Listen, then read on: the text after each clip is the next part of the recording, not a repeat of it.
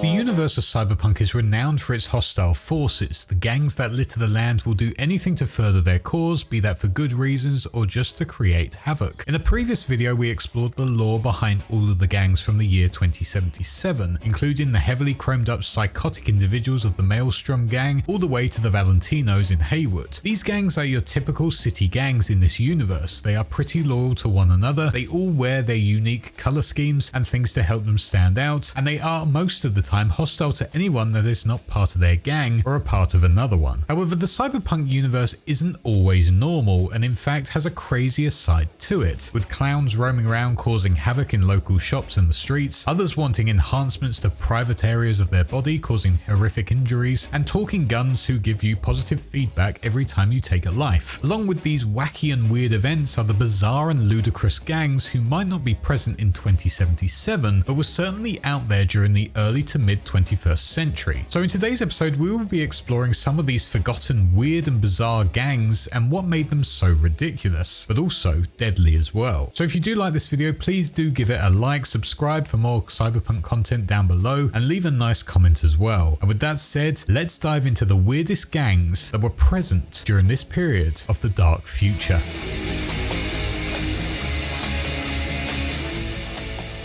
And speaking of dark future, that brings us onto today's sponsor, Warhammer 40,000 Tacticus. Tacticus is a great tactical mobile game that allows you to learn and play with 70 plus of the legendary factions and champions from the Warhammer 40k universe, such as the Ultramarines and the new Blood Angels who dropped earlier this year in August 2024. Gameplay is not only fast paced and great to look at with smooth animations and great looking character designs, but it also makes you think about how best to use your champion's unique abilities against some of the terrors out there in the galactic war, such as the Xenos. The game is fully licensed by Games Workshop, so everything is fitting with the universe, made by developers who really care about the franchise and love to engage with their brilliant community, who also love learning about all the new features and updates that are down the pipeline. And speaking of updates, since the game came out in 2022, Snowprint Studios have been updating the game with tons of fresh content drops to keep you engaged and experience new factions and champions and their own battles in the galaxy. For example, currently running is the Grotmas event, allowing you to have a nice Christmas holiday with the Red Gobbo. With great solo campaigns to play through as well as casual and fiercely competitive multiplayer, now is the best time to jump into 40k Tacticus that is completely free to pick up and try. And if you do check out the game to see what good old the Red Gobbo has on offer, make sure you use code HAPPYDECK to get 2k gold and 50 Blackstone in your inventory, which will run until the 1st of January 2025. So if you want to try Warhammer 40k Tacticus with 2k gold and 50 Blackstone in your account, click the link below with the code HAPPYDECK or scan the QR code on screen now. A big thanks to these guys for sponsoring this video, and I'll see you out there fighting for the glory of the Emperor.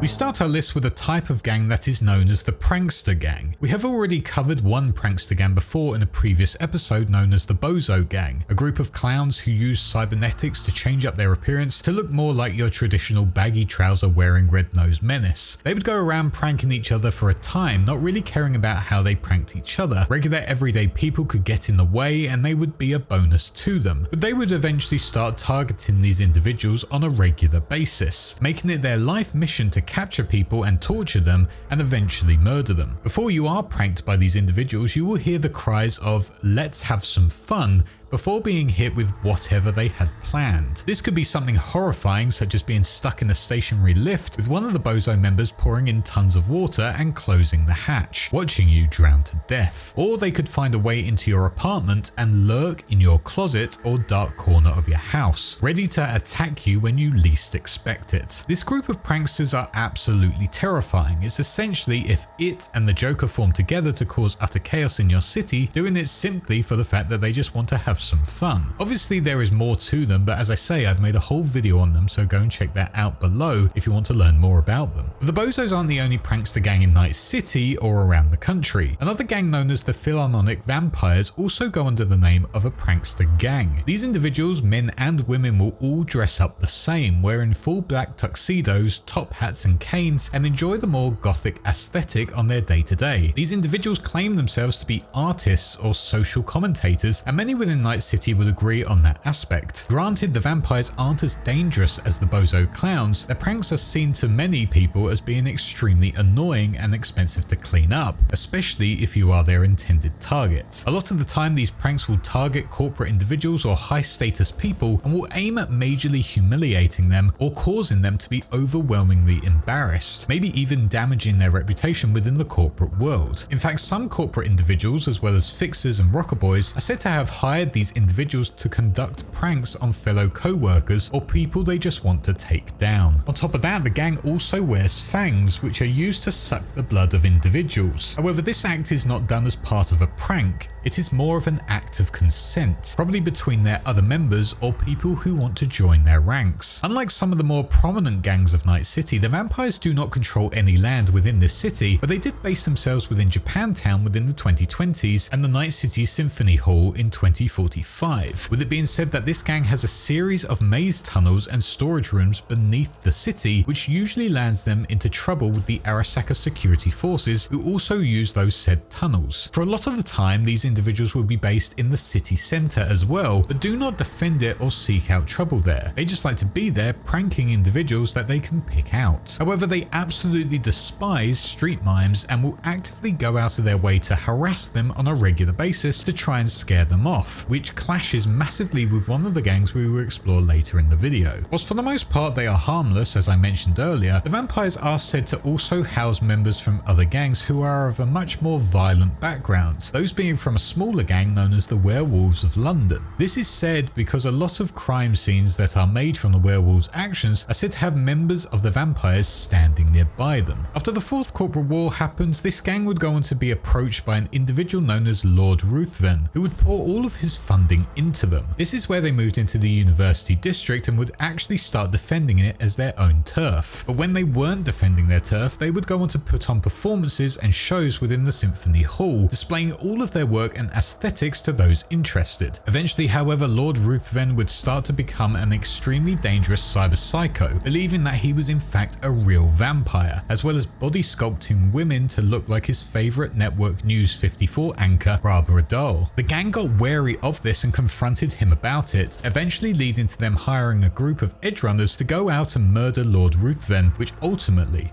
was a success. Essentially, these prankster gangs will be a nightmare to bump into, as they will make it their sole goal to ruin your life. The vampires will ruin it by making you look like an utter fool in front of all of your peers or the whole of Night City, but the bozos will ruin your life by obliterating you whatever way they see fit. And honestly, I'd much rather be publicly embarrassed by the vampires than be tortured in the name of fun by a mass load of clowns with tons of cybernetics all over their bodies.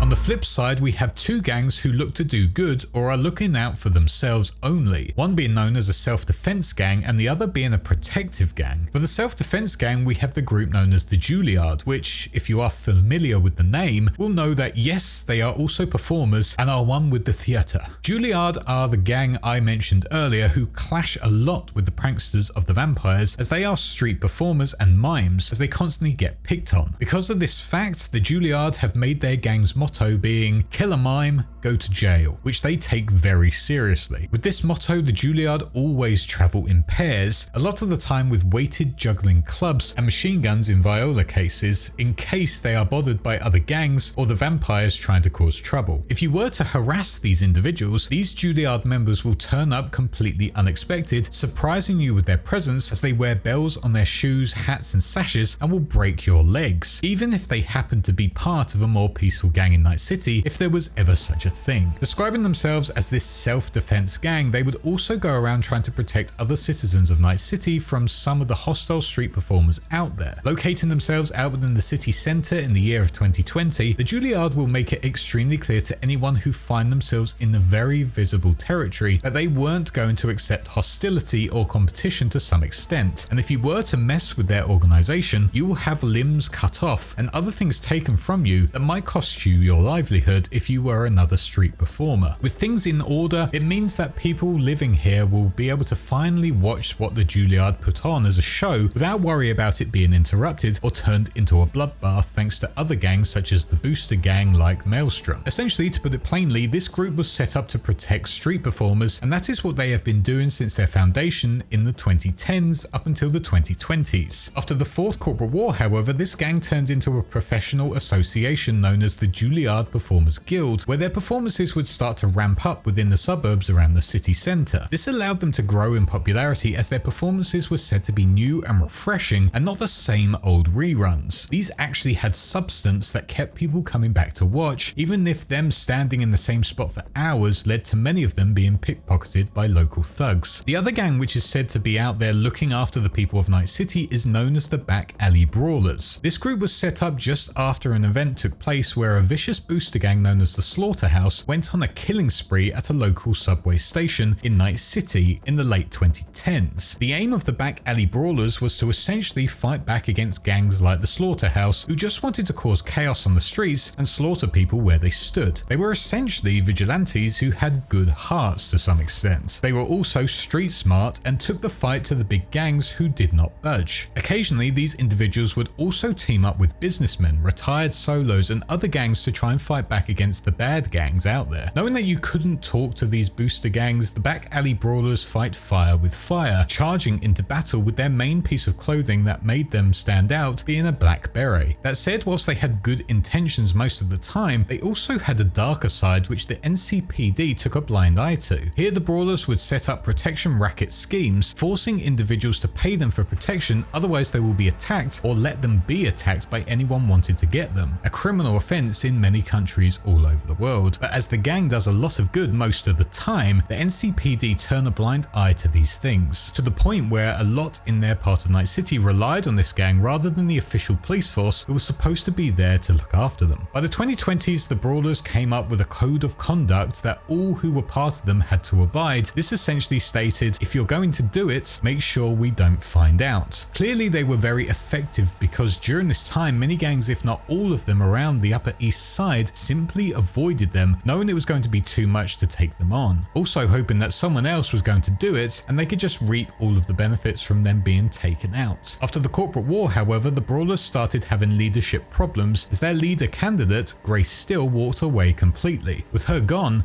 nothing was getting done, and by the 2040s, the Brawlers sadly fell apart and no longer roamed the streets protecting people from the booster gangs. That said, the crew members still continued to go and see Grace Still and have a drink with her at the Forlorn Hope bar and helped her with other gigs that came up. Whilst these gangs aren't exactly weird or quirky, they certainly have unique images, especially Juilliard. Just the idea of a group of mimes going around breaking people's legs and enforcing protection for street performance is pretty funny, but also quite terrifying. And with the Brawlers, whilst they go around protecting individuals, there is no way I would trust them to protect me through good nature. This is Night City after all, so you know full well there is corruption in their ranks. I also can't trust anyone that looks like a Rambo knockoff or Tunnel Snake with a beret. No way is that person looking out for innocent individuals.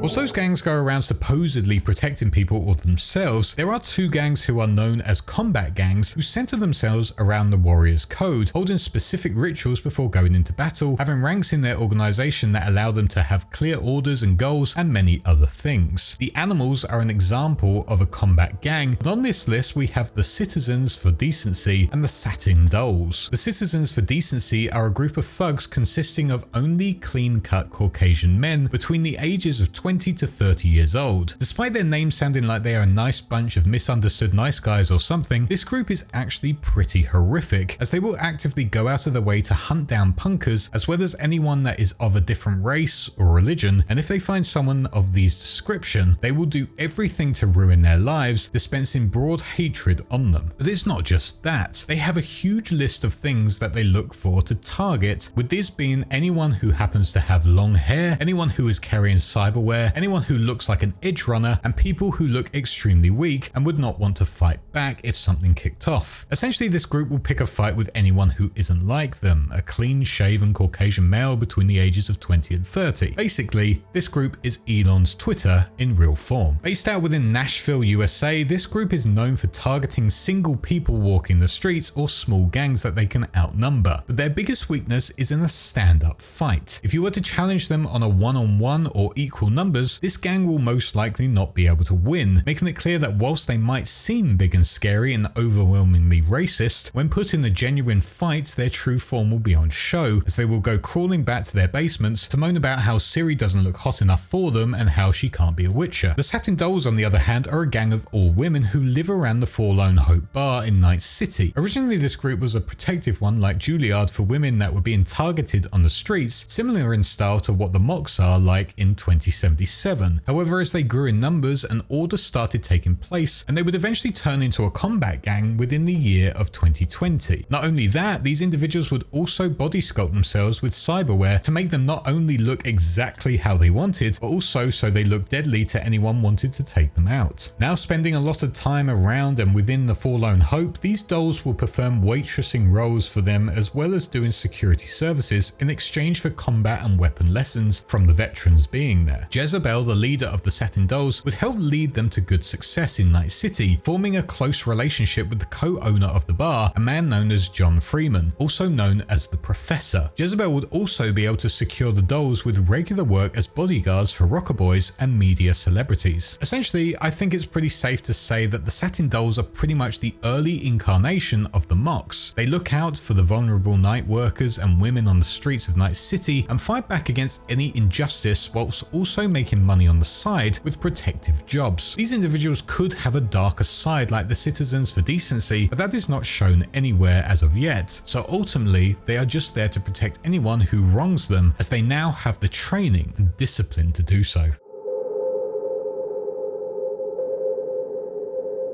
Booster gangs are usually renowned for being extremely hostile to anyone. Maelstrom is the perfect example of these individuals, as they seem to just want to pick fights and cause chaos on anyone different to them. However, one group is a bit different to all of the others, that being the gang known as the Brainiacs. These individuals believe they were the smartest in all of Night City, choosing knowledge over everything else and would do anything to acquire it. These individuals would more often than not be really sick netrunners and techies, as well as some militant types. Chroming themselves up massively, some say their upper management are so enhanced that they have essentially become walking computers, ultimately on the edge of cyberpsychosis. If you wanted to become a member of the Brainiacs, you'd have to sit a full IQ test, and only the extremely intelligent will get in, obviously. But their logo being a literal brain, they would burn this into everything of theirs, including their headquarters within the blocks in West Plaza. And the members would also wear around their necks a hidden silver coin displaying the Brainiac tag on the front and their name on the back, similar to a dog tag. Whilst this gang isn't exactly violent, as they just want to seek out knowledge, the Brainiacs will set up elaborate traps or complicated schemes to kill their victims who might threaten their way of life. They do have a lot of enemies actually, but they have always defeated them with these actions, which has not only led to more enemies, but has also given them a lot of respect with some of the other gangs who do not wish to ever attack them. So much respect that some corporations would even reach out to them to help them with jobs that paid extremely highly. That said, by 2020 the gang is not in any turf wars, but all of the other booster gangs absolutely despise them, and if they were to see any lone Brainiacs walk in the Night City streets, they wouldn't think twice about killing them then and there. The Bozos, for example, get excited at the sheer prospect of killing a Brainiac, but luckily they're too smart to fall for the Bozos' pranks or venture on their own where they can be killed. Sadly though, their intelligence couldn't help them when it came to the Night City Holocaust, as many of them would be wiped out due to Rache Bartmoss's rabbits. Those who did survive scattered away and were never seen again. Maybe they traveled out to New California and set themselves up in a big dome, experimenting on humans and animals. Who knows? Chroma gangs in the Cyberpunk universe more often than not base themselves around their favourite rock bands or musicians in the city or the larger world and base their whole personalities around it. One primary example of this is the weird gang known as the Still Slaughter Slammers, who did just this, naming themselves and performing actions based around the band Total Anarchy. This group would go around committing acts of violence on the edge of the combat zone in South Night City, as well as going around interpreting song lyrics as their personal orders from their chosen heroes.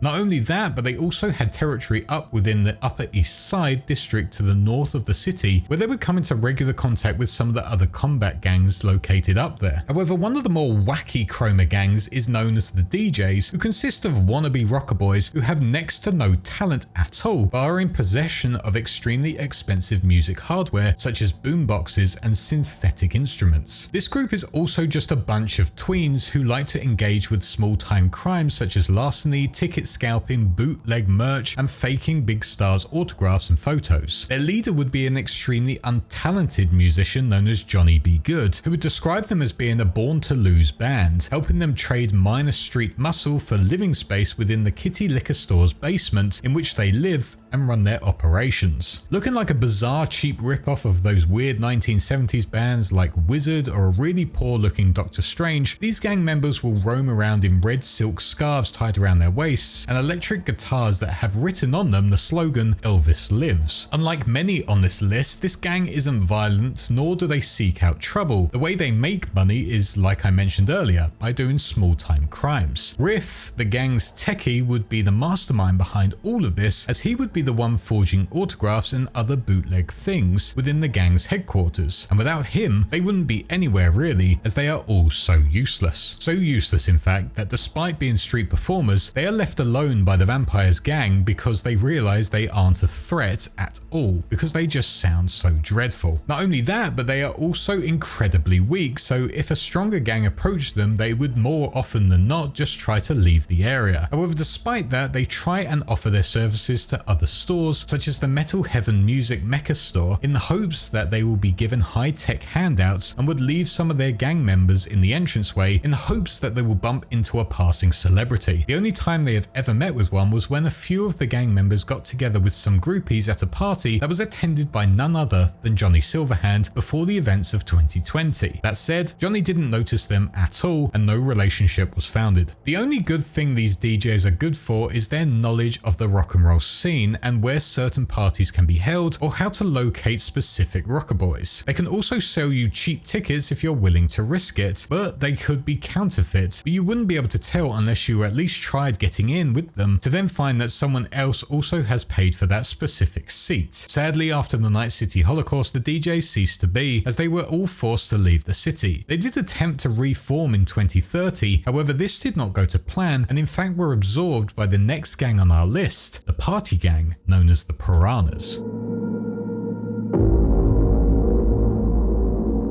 The Piranhas had one mission in life during their setup within the 2020s, and that was to just live life to its fullest, party and have lots of fun, even though most outsiders didn't know what the meaning of fun meant when they used that word. Based out within the combat zone in South Night City, they would do everything you could imagine a party-obsessed group would do. They would take and deal drugs, play loud music all through the night, drink something called Smash constantly, and on occasions would go around mugging people. Their whole ideology was based around the just because lifestyle. Essentially, if they were asked why they were doing things, they'd simply reply, "Because I can." By the 2030s, the Piranhas acquired a new leader, a young girl from the combat zone with the nickname of Corpse Reviver. Under her leadership, the Piranhas started absorbing tons of smaller gangs such as the DJs, utilizing their talents such as lighting skills, sound techs, and more to help the gang get bigger and better, especially when it came to their parties. Although how the DJs came into this, I'm unsure, as they're just so untalented. I guess they took their gear and just put the members in the corner. Because of their quest to absorb many of the gangs, the Piranhas became the major, if not the only party gang left within Night City, and they were formidable as well, owning some of the best gear and talent out there. Bazooka Joe would be their second in command and would deal with all of the muscle to make sure the parties were indeed safe and did not have any other gangs venturing in to cause trouble. But whilst the parties were going on, one member known as Dirty Shirley would also run the drugs trade, helping boost the gang's finances, as she would produce their own drugs that were considered the best in the city. The gang had a few squabbles with other gangs in their time, but most of it was just spent partying everywhere they could, actually forming a truce with one of the gangs, and with that truce were able to obtain new reliable weapons to use. That treaty didn't last long, however, and because of it, another war started with this gang known as the Prime Time Players. By the end of this decade, the gang would also create a new form of their favorite drink of Smash, rebranding it to simply Piranha Smash, where they would sell it to other gangs that they were affiliated with. By 2045, the Piranhas were at their peak, housing some of the best cooks, dealers, light and sound crews, mixologists, chefs, VR artists, dancers, security teams, bouncers, adult entertainers, and cleanup crews. This final role was the most important because after every party, the Piranhas always made sure they never left a mess, so these crews would clean up everything,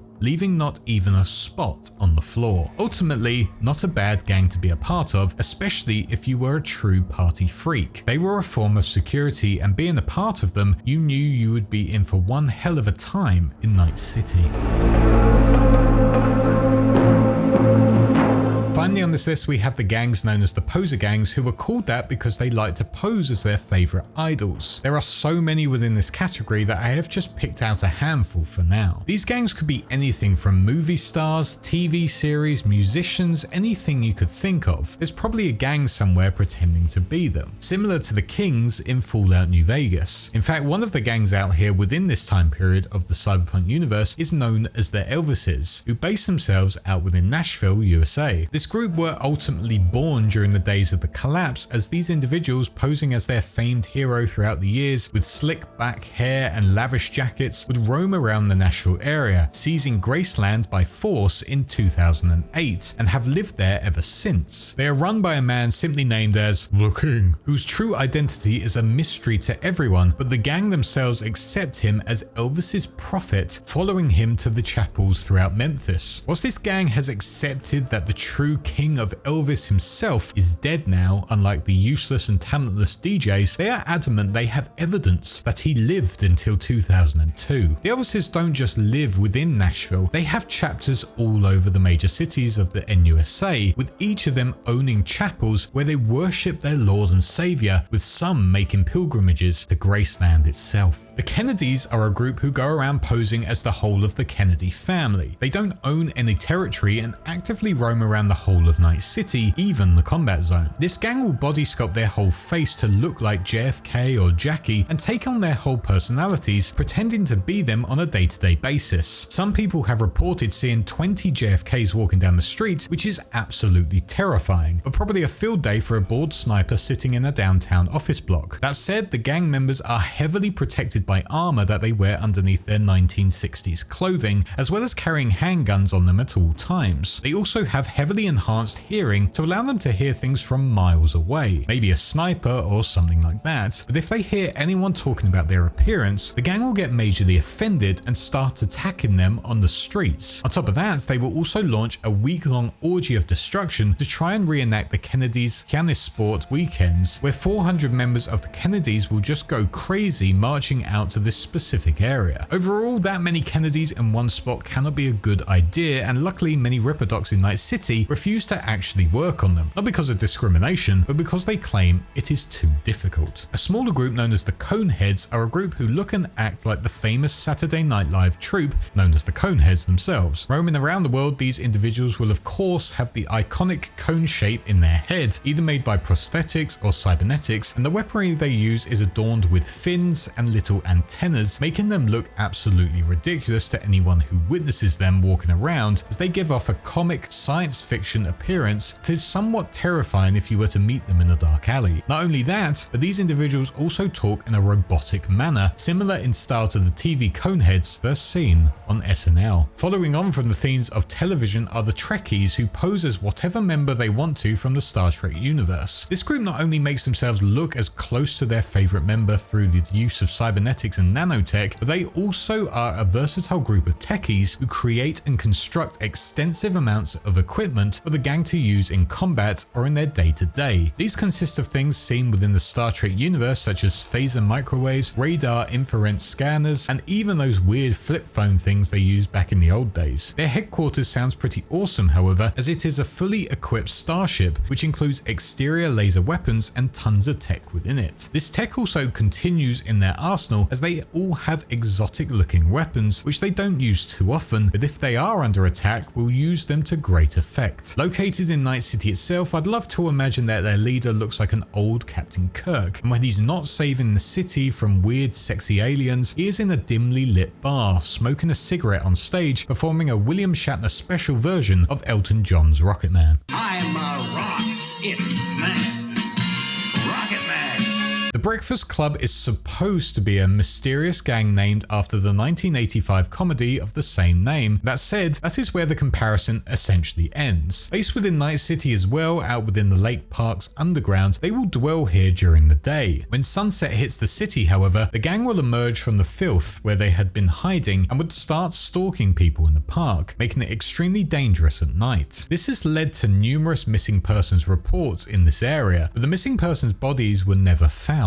Ultimately, this group is a bunch of cannibals who prey on the homeless within this area, grabbing them from the bushes and dragging them underground into their lair to consume. If you ask me, it's exactly like the real Breakfast Club film. I have definitely watched that many times. In the 2010s, one poser gang named the Brady Bunch would be a group of family members posing themselves as the old school TV show of the same name. Looking like refugees from old sitcoms, this family would supposedly go on to protect runaways and orphaned children from anyone trying to harm them. Older members were told to look after the younger ones whilst also running the gang's stability and defending its territory. The young ones were tasked with stealing and smaller jobs that helped support the family. Because of all of these factors, if you upset one of the family members, you will feel the full force of the rest of the gang members as they are fiercely protective and territorial. The albino alligators also started as a poser gang based out of an abandoned car washing establishment within Rancho Coronado in their early years. The reason they are called that is thanks to the shirts they printed for the business before it went fully bankrupt, looking extremely similar to another brand in the real world that is printed on clothing. As the gang all wear these shirts with the collars popped up, they will also have one on the back which has an assault rifle with it, and some members have it tattooed on their upper arms. With how many shirts there are circulating around Night City, many people get sick of seeing this logo, but many want to join the alligator ranks just so they can wear these shirts and get a sense of power, because this group is notorious, especially when they're hopped up on drugs, as they will go around showing their power of their weaponry. By 2045, their new underground boss of Tarquin had brand new plans for the gang and wanted to have more fun with them, causing havoc on the streets. Tarquin would want to turn Night City into essentially large-scale real estate, and with that goal tried to turn New Westbrook into the albino alligators' real estate empire. The only problem was she needed to force the locals to sell it, launching a slow intimidation campaign which eventually turned into mass-scale riots, smashing the buildings and harassing the employees there. Even the local kid skateboarders weren't safe, as the alligators would grab their skateboards and break them right in front of them. Then again, the kids were also dealers for some of the local businesses. Due to this, mercenaries were hired to see off the alligators before any more businesses suffered and kids were harmed in their takeover. This led to a big war between the two parties, which to this date, the victor is yet to be decided. But either way, the alligators would stop at nothing to try and get this full area to turn it into their real estate. But even if they got it, would they be able to fulfill their plan, or would it collapse like the car wash they currently live in? And finally, we have the group known simply as the Personalities, which were a weird group who go out of their way to assign any new member to a specific role and biosculpt them into it. The new member wanting to join this gang would have no say on what they were going to become. They just had to accept this as part of their initiation. But this could go really well for them,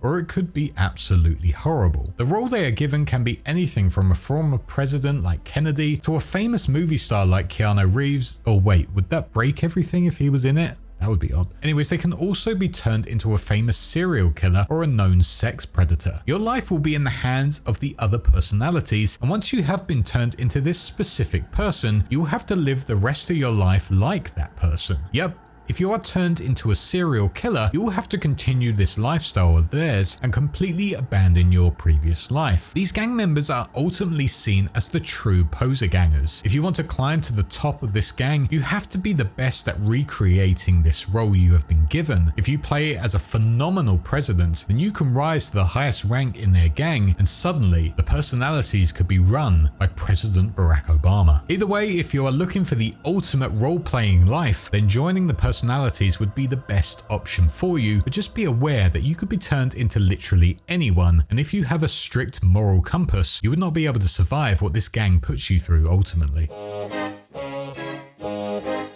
And with that is some of the weird and wacky gangs of Cyberpunk. There is definitely more out there that we can explore at a later date if this does well, but for now, let me know who your favorite is in the comments below and what gang you would want to be a part of if you had the chance to join them. I want to say a huge thank you for watching this video and the support in recent months. Also a massive thanks to my patrons for their constant support, such as my small fishes, my big fish Noxvox, my YouTube channel Wise Ones, Video Gamer 75 and Sith Lord 906, my sharks Jack T and Jason X117, and my megalodons Sinus, Nia Park and Hazy Thoughts. That is all for now. If you enjoyed this video, do leave a like, subscribe and a nice comment below. A massive thank you to Warhammer 40,000 Tacticus for sponsoring this video. Go check out the link below for 2k gold and 50 Blackstone in-game for the great Christmas event. And with that said, I shall see you all in the next one. Cheers.